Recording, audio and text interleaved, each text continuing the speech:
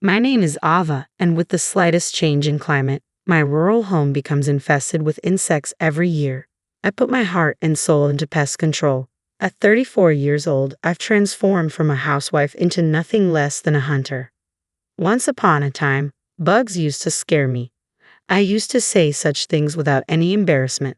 But once I passed 30, I started facing them with a poker face. Indeed, I've become quite tough.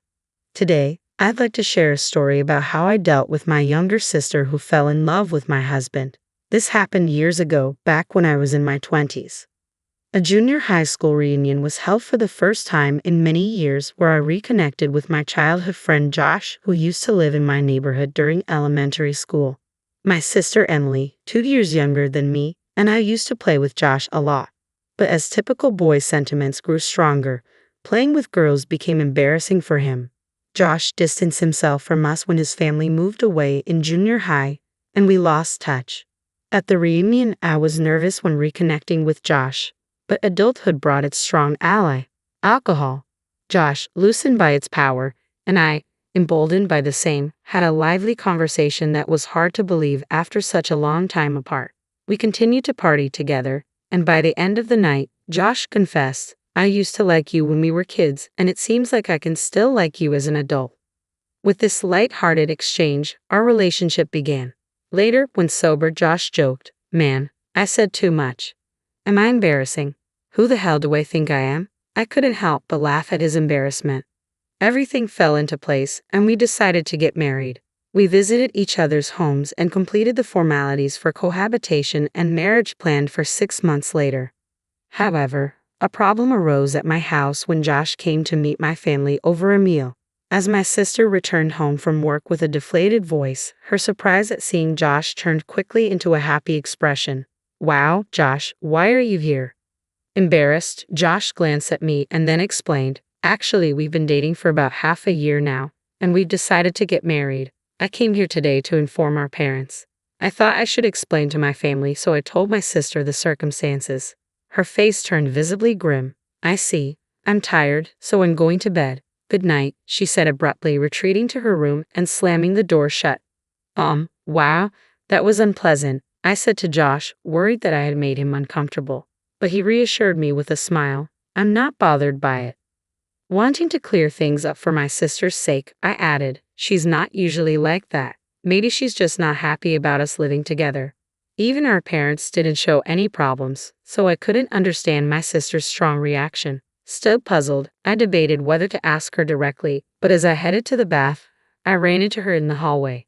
I started, unsure how to begin, as she fixed me with a devilish glare. "I can't believe you're marrying Josh. I've always loved him too. I'll never forgive you for this." With the rage of a demon, she stumped away, leaving me staring at her unexpected confession. Seriously, she was in love with Josh. I muttered to myself, feeling like the plot was straight out of a daytime drama, holding my head in disbelief.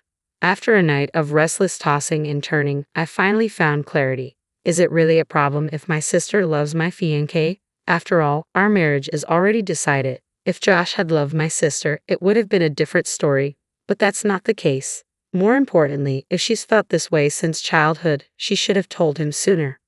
Realizing it was my sister's failure to express her feelings that caused this turmoil, I decided it was absurd for her to blame me. Though I could sense her growing hostility towards me as her older sister, I chose to let it slide. Despite the gravity of the situation, I opted for an optimistic view and decided to let it go. However, I was torn about whether to tell Josh. On one hand, revealing my sister's feelings might complicate things for Josh, I reasoned. But if I don't tell him, he'll sense the tension whenever he visits without understanding why. Considering Josh's involvement, I ultimately decided honesty was the best policy. I have to tell him, I resolved. When I finally did, Josh listened attentively and reassured me, "Tell me if anything happens. I'll handle it." "True, it's a sister issue," I acknowledged, relieved by Josh's understanding. "If she gets too aggressive, maybe he'll use you as a shield," I joked nervously. "Don't joke like that," Josh chuckled, trying to lighten the mood. With our decision made, neither of us wavered in our commitment to marry. Convincing my sister was not our aim. We simply accepted the situation. From then on, as expected, my sister's animosity towards me only grew. On one occasion, after she used the bathroom before me, she left it messy without cleaning up. This isn't a big deal. It's just a shower, I sighed, trying to brush it off. I could even afford to joke about how cute my little sister was for pulling such a modest, shabby prank. However, having my makeup and wallet hidden before heading to work was a real blow. I don't have time for a treasure hunt in the morning, I muttered, desperately searching for them. Trembling at the thought of being late, I barely made it to work on time twice in 1 week. You're not slacking off with your wedding coming up, are you? My boss eyed me coldly, adding to my frustration. I won't forgive her. No, I'm the big sister. I should forgive her. But I won't. No, I muttered to myself, conflicted. Initially, my parents were unaware of my sister's harassment, but after she started hiding my valuables, they began to notice something was off. Why are you doing such childish things? My mother scolded my sister, though my sister seemed to revel in annoying me. The real issue, however, was my father. Ever since my sister was born and my mother's health declined, he had cared for her as if she were still a newborn. He doted on her more than me, or rather, he was biased towards her. His experience in parenting had made him feel like a mother, and I couldn't fault him for that. I, too, loved my sister, especially considering the tough times we grew up in together. Reflecting on our different treatment, I recall the childhood incident when I had wanted to go to an amusement park, but she had insisted on the aquarium. My father, always siding with her, promptly decided on the aquarium. I remembered my mother, always checking if I was okay with his decisions, asking, "Are you sure it's okay not to go to the amusement park?"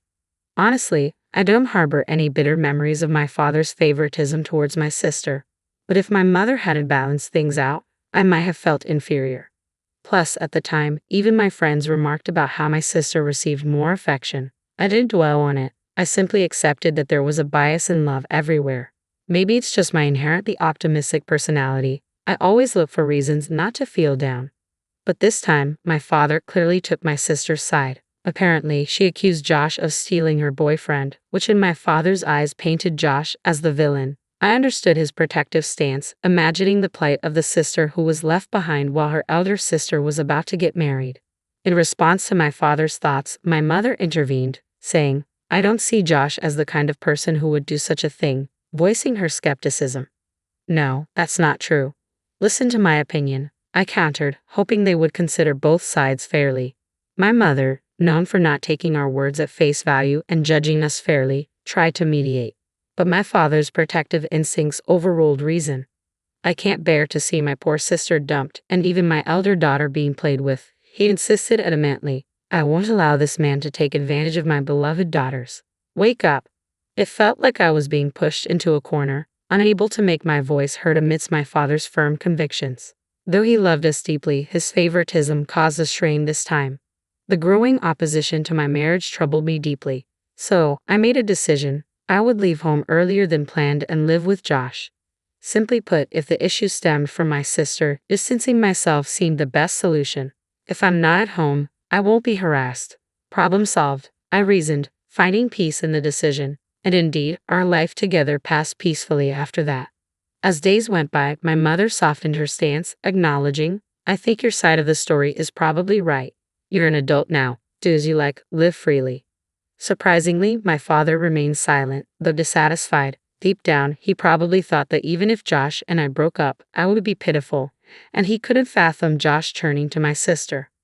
I suppose my father thought it was the best solution. I felt sorry for Josh, unfairly painted as a villain, but with no word from my troublesome sister, I thought everything had settled. Then came the wedding day. As expected, my sister didn't attend, and my father took the opportunity to suggest, "It's not too late to reconsider your decision to marry. Marriage comes with all sorts of challenges, so be prepared." My mother, always mild-mannered, added, "Needless to say, really?" In the background, my father looked pale. Not everyone might have blessed us from the bottom of their hearts, but under our parents' watchful eyes, we exchanged vows. The next day, the intercom of our home chimed loudly. "What's going on?" Josh and I jumped up, rushing to the monitor. To our surprise, my family was visiting us, Dad, Mom, and even Emily. "What's going on?" I asked, bewildered, as my younger sister glared at me with sharp eyes. I kept quiet, but she continued. I'm pregnant with Josh's child. You have to take responsibility. What does this mean? I blurted out in shock. Fortunately, we don't have a child yet. You can't just force us to break up and marry Josh. Ignoring my protests, she persisted, you should give Josh to her. Confused, my mother intervened, asking, what's going on? Josh, still half asleep, stumbled to the front door behind me. What? My child? He shook his head vehemently. No, it's not like that. We didn't do anything like that. His denial was almost comically emphatic. I know. You should stop this panic. It's suspicious, I added, trying to hold back laughter. How many months pregnant are you? My sister pressed on, undeterred. 2 months. If Josh doesn't take responsibility, this child will be fatherless. Isn't that pitiful, Mom? Startled by my sister's sudden revelation, my mother looked between us, clearly uncertain of how to respond. Josh and I exchanged amused looks, struggling to contain our laughter. Ha ha ha, I chuckled nervously, trying to explain our laughter to our confused parents who couldn't grasp the reason behind it. What are you laughing at? My sister Emily asked, flustered by our sudden outburst. Well, 2 months ago, I started, tears welling up from laughing too hard. We had fun last time, didn't we? Josh interjected, catching my sister off guard with his unexpected question. My parents remained perplexed, their expressions filled with disapproval as they didn't understand Josh's playful intentions. I was probably the only one who caught on to his subtle plan. By the way, Emily, how many abs do I have? Josh continued, throwing another curveball. Emily looked blank, clearly puzzled. I was on the verge of bursting into laughter again. Josh, are you serious? Talking about your abs like you've lost them, I managed to say between giggles. What are you talking about, Josh? Emily asked, clearly bewildered. The correct answer is 0. I was about to confirm that Josh was just teasing when he solemnly confessed, I actually have no abs. Even my mom couldn't help but chuckle at his antics. It seemed like a contest to see who could make the other laugh the most. Here's question 2. Have you seen my moles? How many do I have in total? Josh continued, his strange questions leaving my sister at a loss for words. Hey, wait, what? Emily stammered, unsure how to respond. Josh persisted with his playful interrogation, leaving my sister flustered. Well, that's to be expected, I thought, seeing Josh's mischievous grin and my sister's confused expression. It was like a game to him, delighting in teasing her and watching her struggle to answer. Despite knowing she could end it by denying everything, Josh seemed to enjoy keeping her on her toes. In fact, even my mother began to suspect something was amiss. Isn't there something odd about their relationship? She murmured quietly, observing the dynamic between my sister and Josh. Of course, I thought, realizing that such banter wouldn't be possible if they were genuinely intimate. Moreover, it would be too embarrassing in front of our parents. The very act of having such a light-hearted conversation was proof that nothing had actually happened between them. Josh was simply enjoying his own way of playfully teasing Emily like a child with a new toy. It was both amusing and slightly unsettling. What a mischievous man he could be. I watched closely, wondering how my sister would react to Josh's playful banter. She pondered the second question, visibly tense. On like 10, she finally answered, nervously guessing. Buzz, sorry, the correct answer is I don't even know, Josh proclaimed dramatically. Even my father couldn't contain his laughter, doubling over in amusement. At the same time, to cover his amusement, he feigned frustration. Love is enough, Josh. Don't you dare joke around after causing my daughter such distress. My father interjected sternly, preparing to scold Josh. Wait, listen, I interjected, trying to diffuse the tension. You said the pregnancy was 2 months along, right? Considering the conception period, there's no way the child could be Josh's. What do you mean? My mother asked, intrigued by my point. Can I say it? I glanced at Josh, who reluctantly nodded with a deeply embarrassed expression. Wait, hold on. Can I say it? Can you? Josh stammered nervously. Oh yeah, I'll do it, I replied, despite the awkwardness. Josh puffed out his chest bravely. Mom and Dad, the truth is, during that time, I was stung by a bee in a very sensitive area. At this revelation, everyone, even my sister, burst out laughing uncontrollably.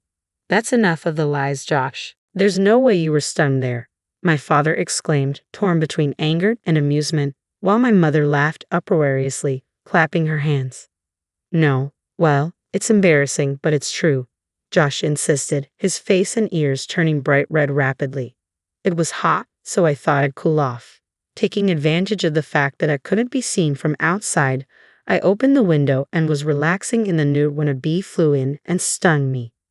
I struggled to contain my laughter, trying to respect Josh's embarrassment in front of my family, but it was too hilarious not to join in.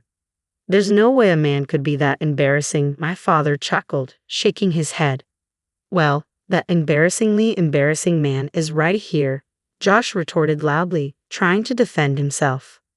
That still doesn't prove that the child in my belly isn't from Josh's seed, my sister interjected, regaining her stance and joining the conversation with renewed vigor. Emily, think about it, I reasoned. Josh got stung in a very important place. Dad, imagine if that happened to you as a man. You'd understand the pain of having such a vital area harmed. My sister fell silent, considering my serious tone. Meanwhile, my father, who seemed to have visualized the situation based on Josh's explanation, quietly clutched his groin and looked down thoughtfully. Though he tried to maintain a stern face, it was clear he was starting to believe Josh's unlikely tale. It's a really delicate area for men, so it was tough. I even thought about calling an ambulance, Josh concluded, his embarrassment evident despite his attempt at humor. I couldn't help but respond to Josh's story with embarrassment. I had a fever, it was tough, and doing the deed in that state would be way too kinky. You can even check with the hospital that took care of me if you want, Josh explained in an almost inaudible voice. To my surprise, my mother burst into laughter. Josh, didn't you used to have a habit of taking off your swimsuit when you played in a kiddie pool? She teased, approaching him with playful curiosity. Why don't you show me where you were stung? Josh tried to dodge my mother's playful inquiry, covering not his private area, but his irrelevant chest. From what I saw, my mother seemed to fully trust him now, which gave me a sense of relief, although Josh didn't seem to share the same feeling. Well, I sympathize as a man. I don't think anyone would lie about such an embarrassing thing. There's no need to check with the hospital, my father chimed in, his expression unusually kind towards Josh, as if respecting his dignity. Ironically, it seemed that understanding came quicker among men in this situation. I wondered if this was what they called a blessing in disguise. Amidst this light-hearted banter, I turned to my sister, who stood in a daze. Even if you lie like this, it won't lead to Josh and me getting divorced. I think you're just making yourself more miserable, I said calmly. You may not believe me, but I really want you to be happy. After all, you're my only sister. My sister's eyes widened in anger.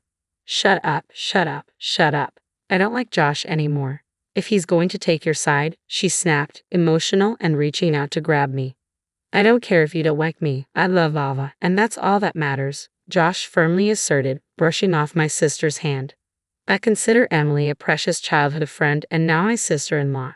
I never have and never will see her as anything more. If you keep repeating these lies, I'll defend Ava with all my strength. I couldn't help but feel moved by his words. He had come a long way from the man who was embarrassed by a bee sting, muttering about the world being his enemy. Watching this unfold, my father intervened. Emily, if you're really pregnant, show us your medical records or something, he requested, his tone serious. With that, my parents made it clear they had believed Emily's pregnancy claims without any basis. I appreciated their unquestioning trust in their children, though this time it seemed to have backfired. If you've lied, you owe both of them an apology, my mother added sternly. My sister, visibly shaken and biting her lip, turned away with tears in her eyes. My father moved to follow her, but my mother stopped him. Let her go and cool off, she advised. 2 weeks passed. My sister continued to insist she was pregnant, but my mother finally persuaded her to visit a gynecologist. The diagnosis: no signs of pregnancy and perfectly good health. We're sorry for dudding you and causing you so much trouble, my parents apologized sincerely. We should have trusted Josh, whom we've known for so long. Please take care of Ava and forgive us for making this difficult for you both. They bowed their heads apologetically. To be honest, I couldn't blame my parents. I haven't discussed the strained relationship with my sister with my parents. They have always believed in their daughters without question, a quality that society might view in various ways, but for me it has been a source of immense reassurance. Despite occasional favoritism towards my sister, especially from my father, I have come to forgive them for the mistakes they made. They raised me well, and without them, I wouldn't have met Josh or lived such a happy life. When my sister's lie about being pregnant was exposed, she reacted angrily, declaring, "I don't need this family anymore," and stormed out of the house. Normally, my father would have gone after her, but this time he suggested it might be better for Emily to take some time away, a cooling off period. My mother agreed, adding firmly, "If she can't come back and sincerely apologize, we won't let her back into this house." Deep down, I doubted my sister would ever apologize sincerely. It felt like a definitive break between us. 7 years passed. My sister did return once, bowing her head to her parents and asking to come back. Initially noble in her return, by the end of the year she had caused a significant incident while heavily intoxicated. One tumultuous New Year's Eve, she sneaked into Josh's bed, mistaking it for mine, and startled him awake. Both of us, along with our parents, were shocked by the disturbance. "Don't approach him," I warned her angrily. Josh, startled, exclaimed loudly enough to wake the neighbors. "Oh!" My parents, usually composed, jumped up in surprise. It was a scene that revealed the extent of my sister's issues. In her drunken state, she blurted out, "I'm tired of seeing you two always together. It's okay for him to spend time with me." I was furious and demanded she get her act together. Even my parents, usually gentle, expressed unprecedented anger. My father, who had once adored my sister, was visibly disgusted. "I didn't raise a child who would attack a man in his sleep," he declared sternly. "I'll never forget this." Despite my sister's tearful apologies once she sobered up, my father remained resolute. "Your actions when drunk reveal your true feelings. I can't trust anything you say anymore." With that, my parents disowned her. It was a painful but necessary decision. Meanwhile, I discovered I was pregnant for the first time shortly before this turbulent New Year's Eve. Since then, I've given birth to 3 children, including twins, making me a mother of 4 by the age of 34. Life with 4 children is chaotic, walls scribbled with crayons, daily struggles with clothes and toothbrushing, but seeing their sleeping faces each night makes it all worthwhile. My parents adore their grandchildren, often visiting to help with childcare. Josh, too, is deeply involved, despite the challenges. He handles the chaos with a smile, even as he worries about his thinning hair from constant hair pulling during piggyback rides. I find it amusing and endearing to see Josh grappling with hair loss. With his promotion and improved salary, he could afford treatments, but I secretly enjoy watching him embrace fatherhood in all its messy glory. Our home is far from quiet and calm. It's lively and noisy, but I couldn't be happier.